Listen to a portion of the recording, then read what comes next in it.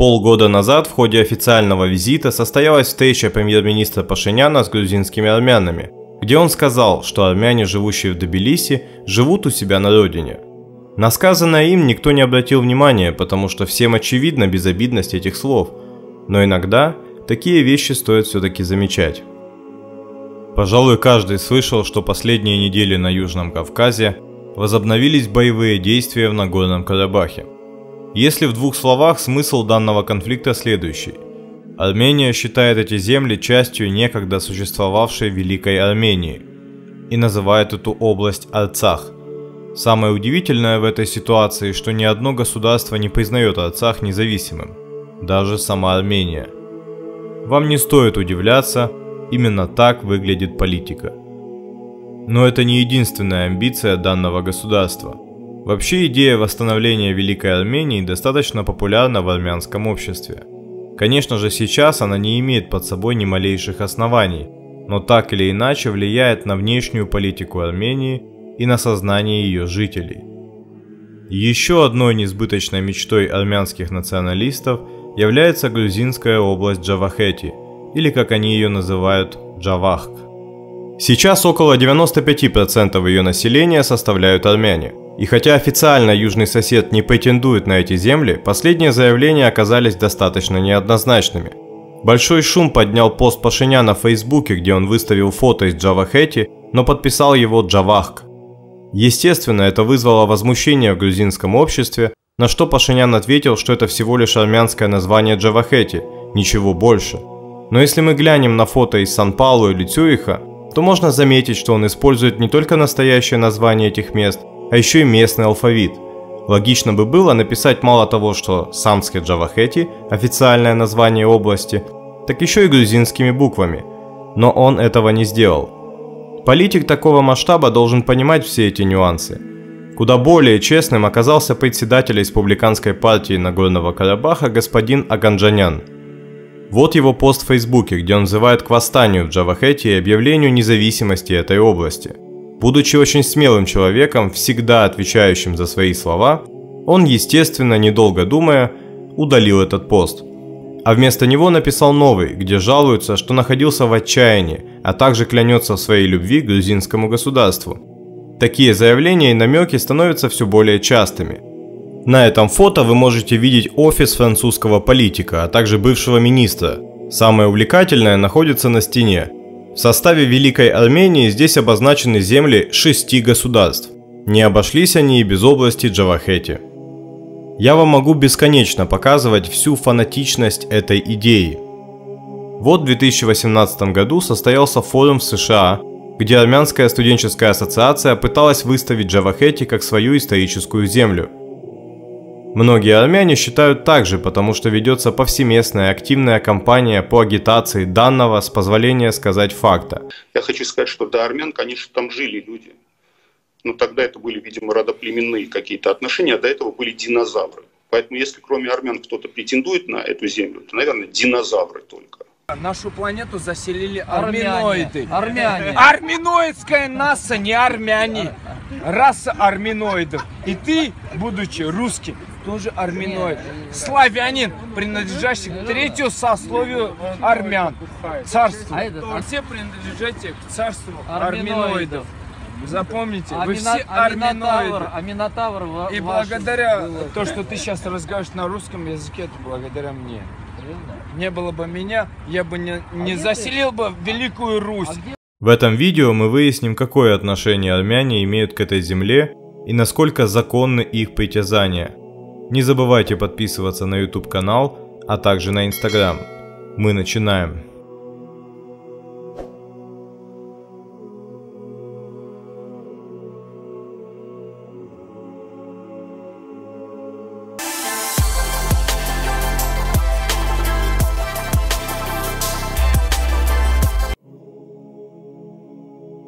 Наиболее давние сведения о Южном Кавказе до нас дошли из ассирийских источников, где указывается, что начиная с XII века до нашей эры грузинские племена имели несколько государственных образований, а именно Колхида, Диаоха, а также племенной союз Забаха, включавший в себя земли нынешней области Джавахети. Грузины, жившие на этих землях, назывались месхи или месхетинцы. К VII веку до нашей эры Забаха входит в состав восточно-грузинского государства, где и находилось последующие 500 лет, после чего на юге появляется царство, известное как Великая Армения, имевшее претензии ко всем своим соседям. В ходе экспансии армянам удается захватить Джавахети, и в следующие несколько столетий эта область будет отбиваться грузинами, и после вновь захватываться армянами. Запомните этот момент, потому что это первый и последний случай, когда Джавахети хоть как-то входила в состав Армении. В 387 году Джавахети окончательно было освобождено грузинами.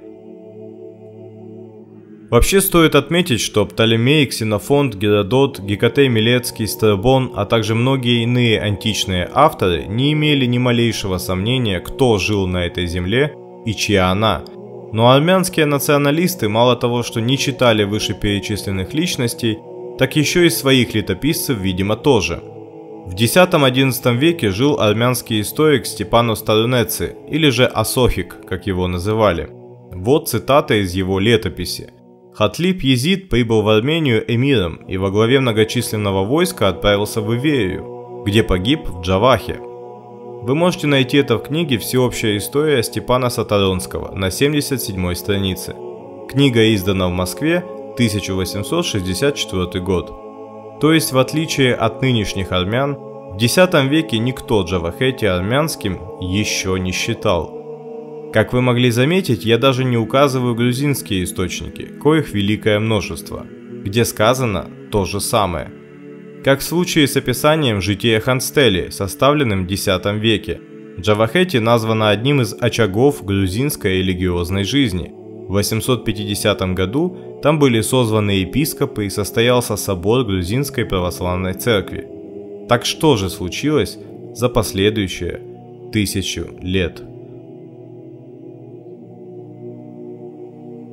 В VII веке на Южный Кавказ хлынули войска халифата, но уже в 888 году Джавахети освобождается и входит в состав Тао-Кладжетского княжества, а в 1008 году в Единое Грузинское царство. На этих землях в 1064 году возводят город Ахалкалаки, что переводится с грузинского как «новый город». Сейчас 95% его населения составляют армяне, но тогда о них здесь еще никто и не слышал. В конце 15 века в грузинском государстве начинаются междоусобицы, и княжество Самсхе-Саатабаго, где состояла и Джавахети, выходит из состава Грузии. Это делает его легкой добычей для османов, захвативших княжество в 1628 году и назвавших его Гюрджистанским вилаетом, что значит «Грузинская область». Османы, как и полагается, записали все данные о новых подданных на завоеванных землях. Армянские националисты могут без конца сочинять легенды о населении Джавахети, но, к их большому сожалению, этот османский документ находится в турецком фонде отдела рукописей Государственного музея Грузии имени академика Джанашия в Тбилиси. Согласно нему, к 1628 году 95,18% населения Джавахети составляли этнические грузины. Дабы не возникало никаких сомнений, вот еще несколько источников. Вахушти Батонишвили, живший в 17 веке, в своей книге «Самсхе» описывает эту область такими словами. Мужчины и женщины подобны картлийским крестьянам. Жители Джавахети, христиане, имеют священников грузин. Язык у них грузинский, а их главы знают и татарский, имея нужду общаться с турками. Более того, даже к концу 18 века ситуация не сильно изменилась. Немецкий путешественник Иоганн Гюльденштедт, побывавший на этой земле, писал следующее. Джавахети – грузинская область, ныне захвачена османами. Большинство населения – грузины. Итак, что мы имеем в сухом остатке? К началу 19 века армян в Джавахети почти не было. Об этом свидетельствуют османские, грузинские и даже немецкие источники. Но кто или что так сильно смог изменить этническую составляющую этой земли? В 1828 году Россия захватывает Джавахети в ходе войны с османами. Так как армяне были более лояльным населением к России, чем грузины, полководец Иван Паскевич ходатайствует о заселении армян из Малой Азии в грузинскую область Джавахети. Так и случается, когда сюда высылают около 60 тысяч человек. Местных грузин вынудили уйти из этих земель.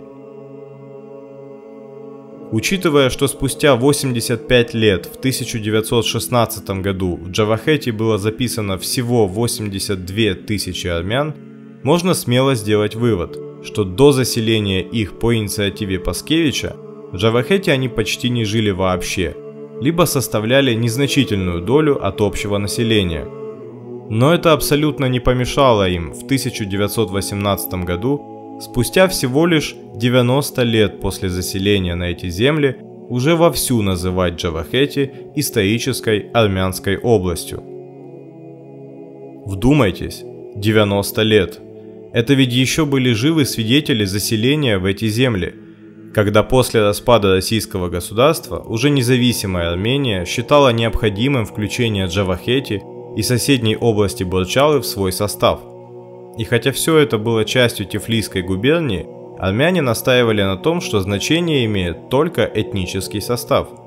И действительно, большинство населения там уже составляли армяне, но только почему-то никто не вспомнил, что они там и 100 лет еще не живут. В конце 1918 года начинается армяно-грузинская война. Молодые государства опекали более влиятельные гегемоны. Так помощь Грузии оказывали немцы, а армянам помогали британцы. Так уж сложилось, что в этот момент Первая мировая война окончилась подписанием капитуляции Германией и выводом ее войск из всех конфликтных областей, в том числе и из Кавказа. Грузия осталась наедине с Антантой, не особо хотевшей вникать в суть конфликта. Потому было подписано соглашение о разделении Борчалинского уезда на две части. Южную отдали Армении, северную оставили в составе Грузии. Так, северные области нынешней Армении, находившиеся с начала XII века в составе грузинских земель, стали армянскими. В 1921 году весь Кавказ оказывается в составе Советского Союза, где Армения попыталась включить в свой состав и Джавахетию. Но это не удалось сделать, и до 90-х годов все кое-как устаканилось. Но с объявлением независимости армяне снова начали действовать. В 1997 году движение Джавахк собирает подписи за объявление армянской автономии в Джавахети, а также с требованием дать армянскому языку статус регионального. В 2005 году создается движение «Единый Джавахк», заявляющее об угнетении армян в Джавахети. Ее лидер Вааган Чахалян был арестован за экстремизм. Также армянских сепаратистов связывают со спецслужбами Российской Федерации. И не без оснований. До 2007 года в Джавахети находилась российская военная база. Но после того, как официальный Тбилиси настоял на выводе всех российских войск, единственные, кто был этим фактом недоволен, это армяне из Джавахети. Как они сами считают, военная база давала им ощущение спокойствия в случае конфликта с Турцией. Но настоящее объяснение может быть куда более глубокое. Армянские националисты не больше, чем обыкновенные пешки, выполняющие лишь функцию дестабилизации. Настоящие их кукловоды находятся в Москве.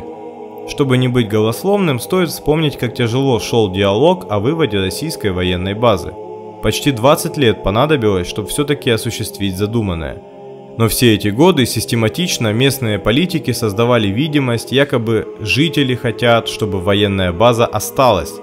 И вот уже 15 лет по всей Джавахети грузинская полиция находит тайники с боеприпасами, что наталкивает на мысль о готовившемся в нужный момент восстании. Видимо, такова была задумка на случай неповиновения грузинского правительства. Думаю, стоит упомянуть, что армянские националисты воевали в Абхазии за сепаратистов, так же, как и в так называемой Южной Осетии. Если дважды они это уже сделали, почему не сделали бы в Джавахети? И в Абхазии, и в Южной Осетии тоже были российские военные базы, и тоже были сочувствующие. Более того, в России создано общество джавахской диаспоры, известное своими националистическими взглядами. Ее глава Агаси Арабян всячески заискивает с осетинскими и абхазскими сепаратистами, давая понять, что с сочувствием относится к бандитам. Считается, что большинство жителей Джавахети не хотят менять статус-кво, но постоянное накаливание обстановки националистами все чаще выливается в конфликты. Одним из таких был случай, когда несколько лет назад в ходе восстановления церкви X века в Джавахети местные жители напали на сотрудников, заявляя, что это армянское наследие и грузины хотят захватить его. Все это вылилось в столкновение с полицией.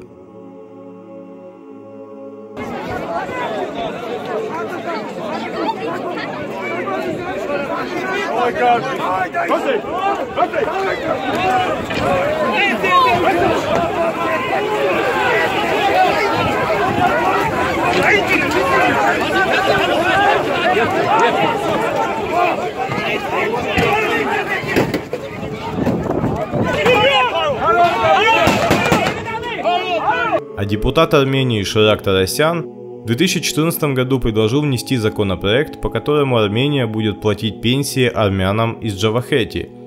Также он известен своими заявлениями о неизбежном восстании в этой области в случае вступления Грузии в НАТО. Как вы можете видеть, всегда находится кто-то, пытающийся дестабилизировать обстановку в этой области. На данный момент националистические лозунги не находят отклика у жителей Джавахети, но все может измениться. А дело вот в чем. Армяне, живущие там, не знают грузинский язык, чем удачно пользуется Россия.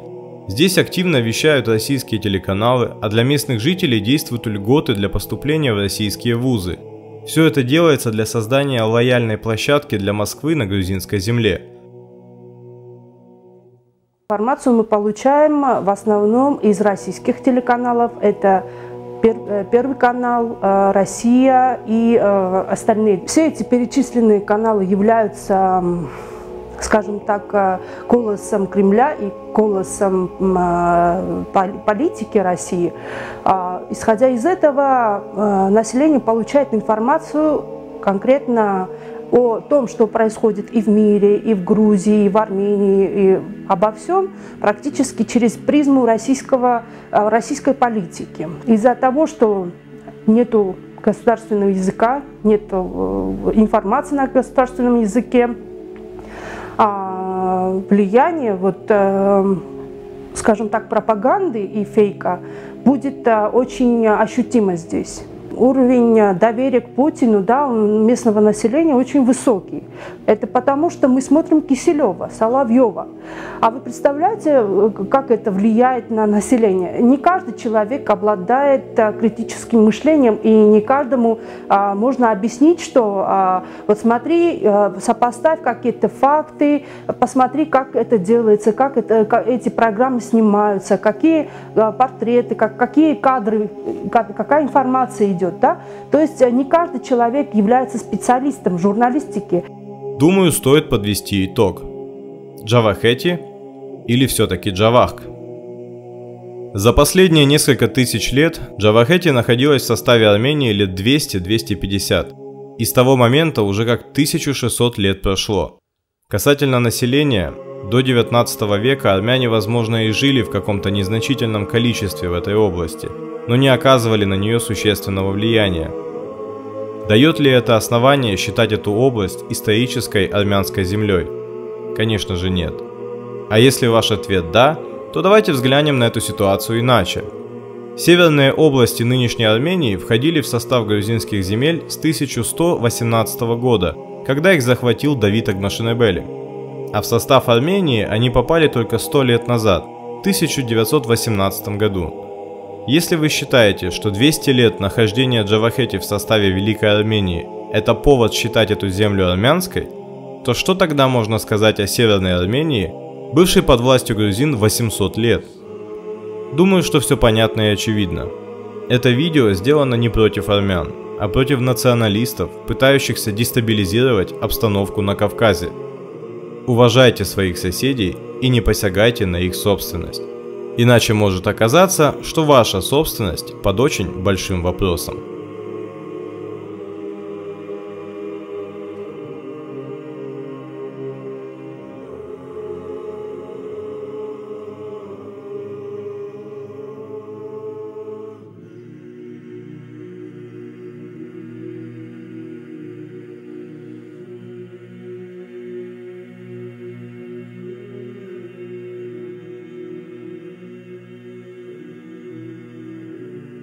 Спасибо за просмотр. Чтобы увидеть следующие выпуски, не забывайте подписываться на YouTube канал, а также в Инстаграме. Напишите в комментариях, что вам больше интересно. Такие видео с учетом текущей политической ситуации или же обычные исторические, как я делал до этого. Также посоветуйте, на какие темы хотели бы увидеть дальнейшие видео. И как обычно, мир вашему дому. Почему я начал про Джавахка? Подвожу под общую тему геноцид. Значит, я хочу обратиться к вам, ко всем, что если вы будете говорить, писать, что-то говорить про Джавах, а мы являемся коренным населением, потому что у нас до того, когда в 1828 году генерал Паскевич нас переселил, определенную часть армян переселил именно на территорию нынешней Джавахети, до этого мы там жили, армяне жили. Я, например, переселил, мои корни, например, из Эрзрума, я это хорошо знаю, у нас карские армяне, трабзонские, ванские. Мы ставим вопрос, чтобы грузинские власти рассмотрели бы возможность создания в Джавахке автономной республики. В субботу в Москве прошел пикет представителей армянской общины грузинского региона Джавахка. Участники акции протеста требуют от властей Грузии прекратить религиозную дискриминацию и вернуть армянской диаспоре 6 церквей. Сегодня требуют немедленно решить проблему статуса грузинской епархии армянской апостольской церкви. Мы требуем возвращения секуляризованных армянских храмов, святынь и исторических памятников. 20 апреля у здания посольства Грузии в Ереване состоялась акция протеста, организованная армянским неоконсервативным движением, участники которой потребовали обеспечить культурную автономию для армян, живущих в регионе Самсет-Джавахети. Чаша нашего терпения переполнилась. Мы собрались здесь, чтобы сказать грузинским властям: ваша антиармянская политика будет иметь контрудар. Организаторы акции зачитали письмо, адресованное грузинским властям с требованием придать армянскому языку статус регионального и дать армянам Джавахка культурную автономию.